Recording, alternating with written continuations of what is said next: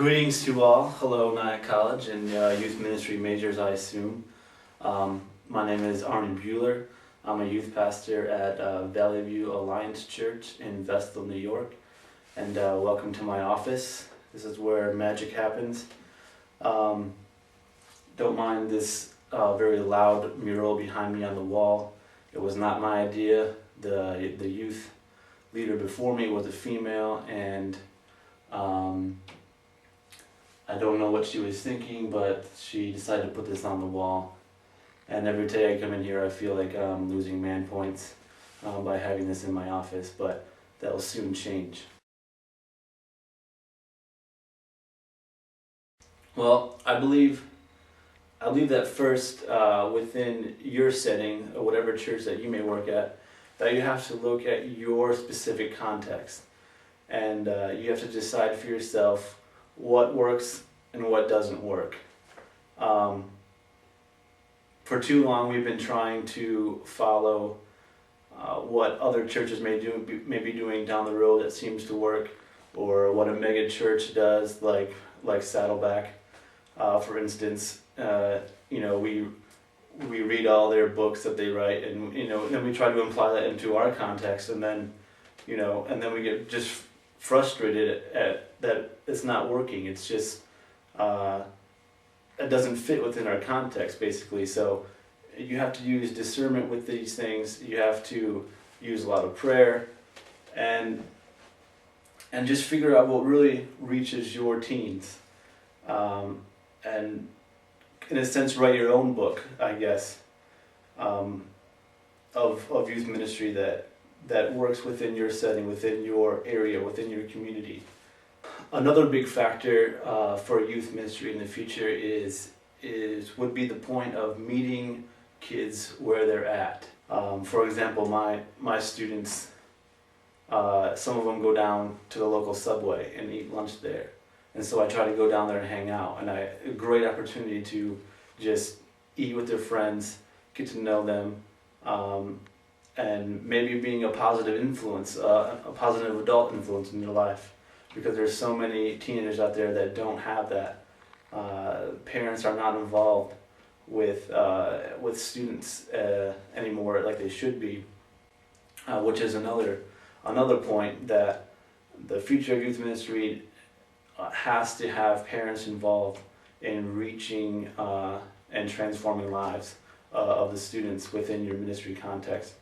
If you don't have parents involved, then you're not going to make a difference. Another thing that youth ministry looks like in the future, I believe, is just an overall atmosphere of real, authentic community within your group, but not just within your group, maybe within your whole area, the city that you work in, or the county.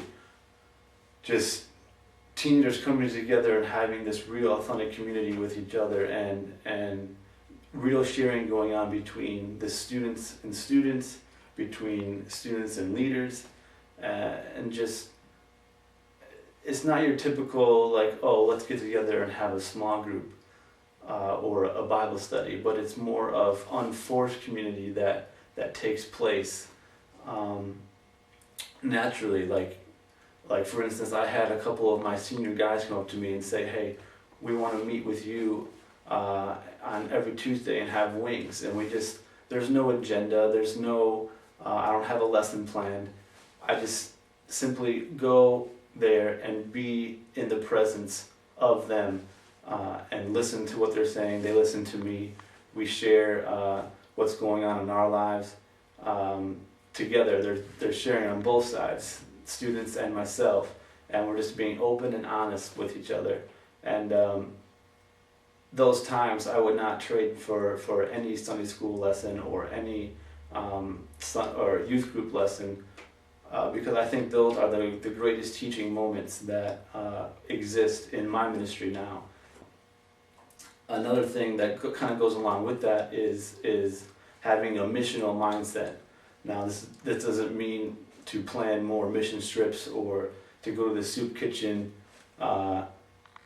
once a week, but to have a missional mindset of just living your life as a missionary here in America, in your town, in your city, to just be Jesus to everyone, and have that mindset. It's unfortunate that so many churches think that they're being missional by, oh yeah, we support 5 missionaries and then we do one missions project in the summer. The church is called to be missional every day. That's like saying, oh, I only have a relationship with Jesus on Sundays, and then occasionally during winter retreats or spring retreats. No, you have a relationship with Jesus every day. Therefore, we're missional every day. So we have to reach the people all around us at all times, of being the example that Jesus needs us to be and shining His glory. And so, if we can get that thinking into the students' minds, I think the church in the future will be far better off, not just the youth ministry, but the church in general.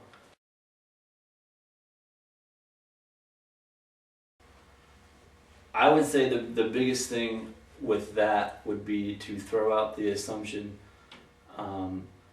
that your students know what truth is, because there is so many influences out there of other religions, media, and so therefore our culture today is taking a little bit of this from, say, Buddhism, a little bit of this from Catholics, and kind of mixing it together, and like, this is what they believe, and so that's kind of what religion has become for a lot of people within the postmodern context. People don't go to church because a church has good doctrine or good theology. People go to church because they have a good worship band or they have electric guitars. People go to church because maybe it meets a little later and they like to sleep in on Sundays. People go to a church because it has a good children's program or youth ministry program. Basically, church is what has become, what can you do for me? So really the key, I guess you would say, for postmodern teenagers is throwing out the assumption that they know what truth is, because that doesn't exist anymore. No one knows what truth is in the culture. Offering something that is spiritual, and then just building relationships and living life-on-life experiences, sharing your story with their story, and then how all that fits into God's story. So that's pretty much all I got to say. Thank you for listening to my ramblings and my rantings. But I pray that you would just take the things that are said by anyone regarding these issues to heart, and that we can start maybe a new generation of youth pastors that are effectively reaching the students within their own context. So please listen to the words that are said, and thank you.